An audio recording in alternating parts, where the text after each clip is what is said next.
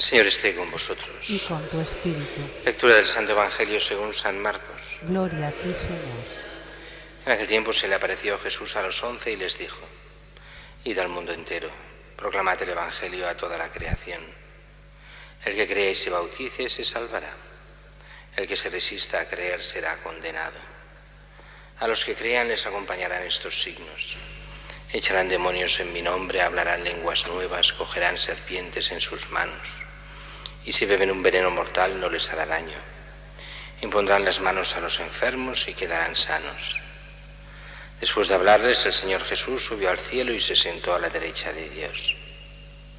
Ellos se fueron a pregonar el Evangelio por todas partes y el Señor cooperaba confirmando la palabra con las señales que los acompañaban.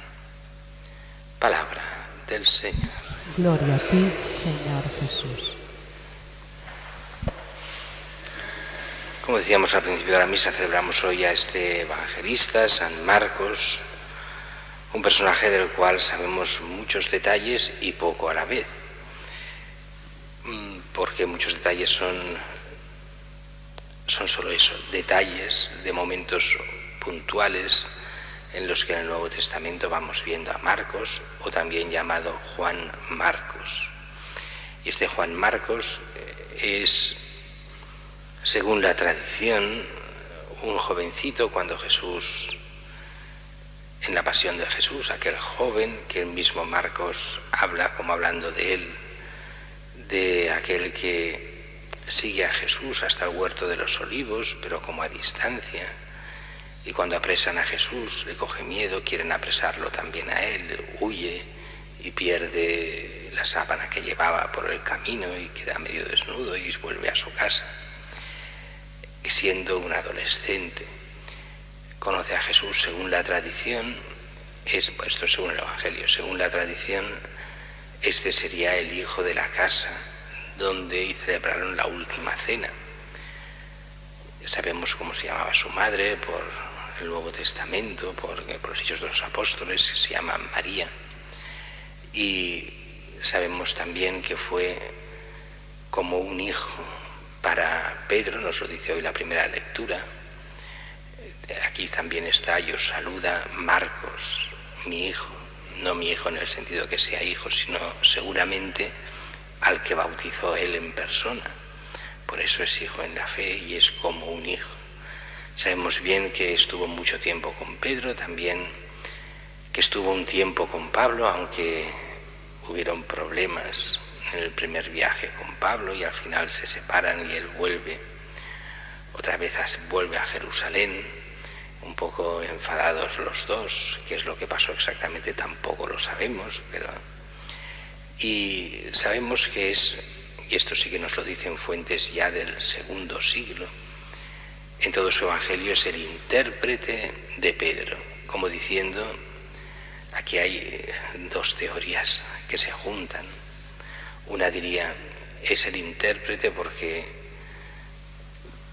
Pedro no sabía idiomas y Marcos sí, y es el que le hace de intérprete.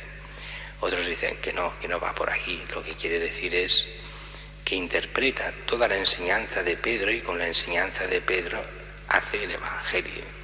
Este Evangelio de Marcos, en el fondo, es como si fuese la misma enseñanza de Pedro, lo que él va predicando y que lo recogería Marcos, dándonos su Evangelio.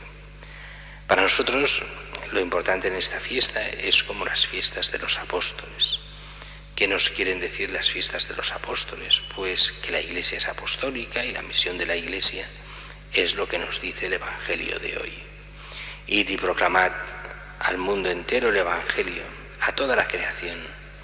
El que crea y se bautice se salvará. El que se resista a creer será condenado. Es curioso cómo el buenismo de nuestra época nos hace ir contra el Evangelio.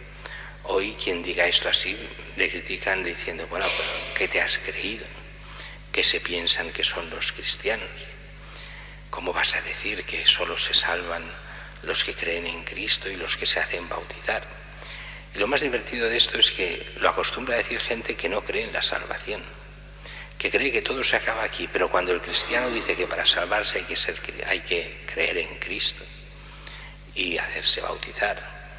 Entonces no, eso no puede ser.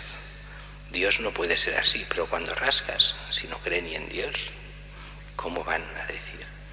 Es cierto lo que nos dice también el Concilio Vaticano II, que no va contra esto, sino aquellos que inculpablemente no han podido conocer a Cristo. Será Dios que los juzgará en la respuesta que ellos dan a Dios en su propia conciencia. Y por eso el único juez siempre será Cristo, porque es el que habla en la conciencia de todos. Y nos dice que la misión de la Iglesia es predicar el Evangelio, es el predicar la conversión, es el bautizar y hacer que se cumpla aquello que Jesús enseña, hacer discípulos de Cristo.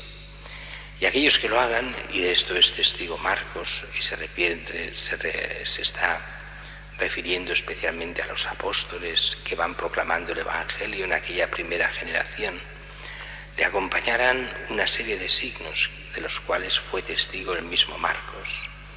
Echarán demonios, hablarán lenguas nuevas, cogerán serpientes. Si beben veneno mortal no les hará daño, impondrán las manos a los enfermos, quedarán sanos. Todas cosas que nos irán explicando las mismas cartas de los apóstoles y los mismos hechos de los apóstoles, donde todo eso se va haciendo realidad y va expandiendo aquella iglesia en el primer siglo, que es en el fondo la misma iglesia nuestra. Nosotros somos los herederos de aquel testimonio de aquellos apóstoles que vieron a Jesús resucitado y que cumplieron sus enseñanzas, y sobre todo esta misión de llevar Cristo, la fe y la salvación a todos los hombres, a todos aquellos que se dejen.